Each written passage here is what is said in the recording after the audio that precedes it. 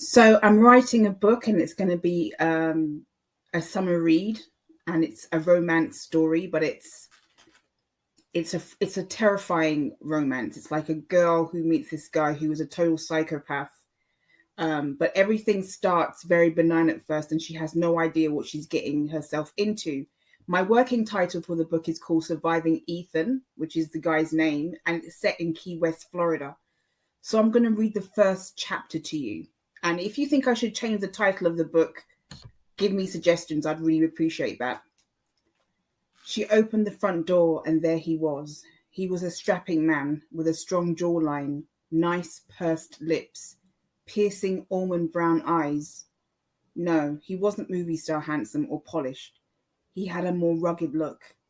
His hair was cut shorter than the last time she saw him. She had been introduced to Ethan through a mutual friend. He had apparently done a terrific job repainting the ceilings in her bathroom and kitchen. He also charged less than the regular contractors. "Hello," he said, offering his hand. She shook his hand. He had a firm grip on her. She liked him. She spent 2 to 3 months of the year at this 3-bedroom summer house in Key West that her father had gifted her. The rest of the year she spent writing novels in her San Francisco apartment. Rene was a wannabe writer, but she had failed to complete any of the novels she had started writing. She was 22 and lived off the substantial sum of money that her father had kept for her in a trust fund. She wasn't a millionaire by any means. In fact, the sum of money left in her trust fund was under $2 million. She worked part-time at a local bakery and had dreams to open her own bakery one day. "Should I take off my shoes?" he asked politely. "Yes, please," she replied. He was carrying what looked like a toolbox.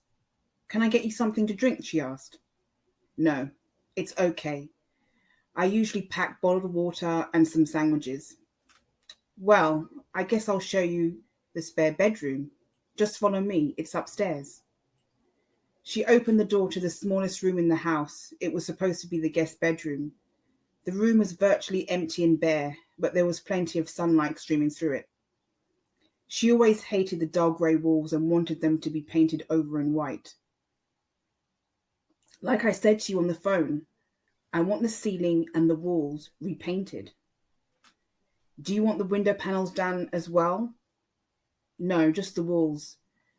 I've always wanted to turn this room into a guest room, but I've always felt the walls gave this room a depressing look." "Okay, I'll just get my toolkit." "The bathroom is next door, so if you need to use the restroom, just know that it's there." "Okay, thanks." "So, do I pay you a little every day until you finish, or do I give you a check at the end?" "You can just pay me when I'm done," he responded, shrugging his shoulders, as if it was no big deal. "Okay, good."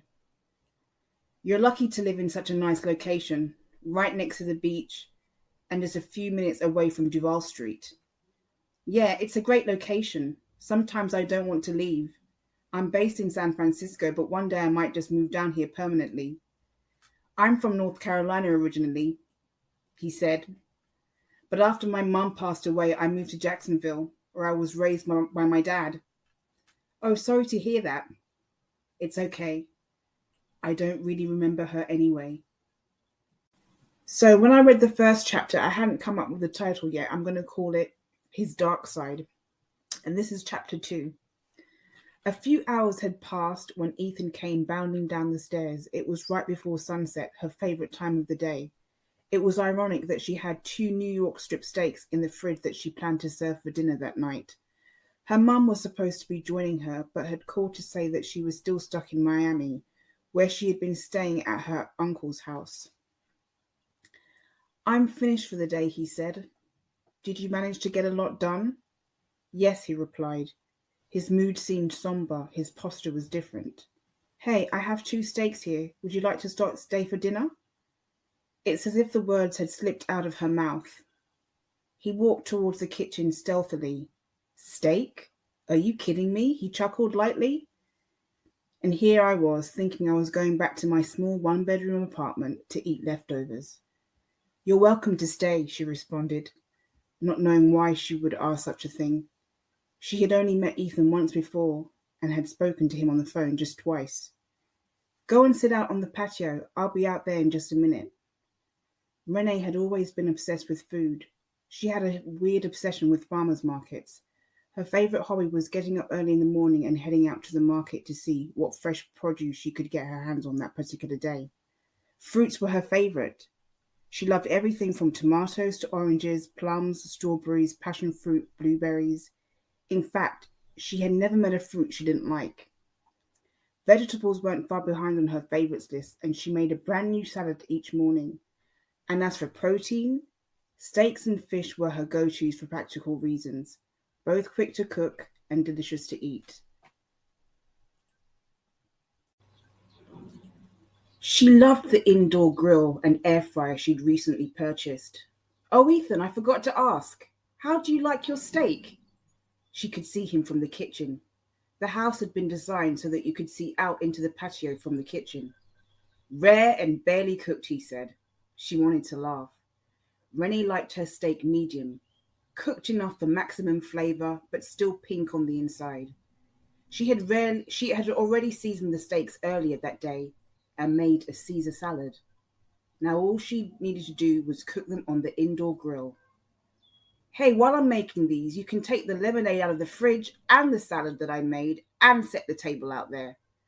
Oh, Mom, he replied sarcastically. You're getting a free dinner. You got to do some work. I mean, you've been painting, but... He chuckled. Soon enough, the steaks were done. She usually left the steaks to rest, but she was hungry. They went outside.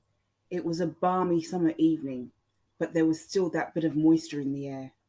They ate in silence, but there was no discomfort between them. Then suddenly, the rain began to fall. It was one of those classic Florida rainstorms when the rain fell pelting down, quickly gathering speed. They hurried inside. His shirt was already soaked. She closed the sliding doors, and then they looked at each other. They both started to laugh. You're soaked, she said, looking into his eyes. He stared right back at her.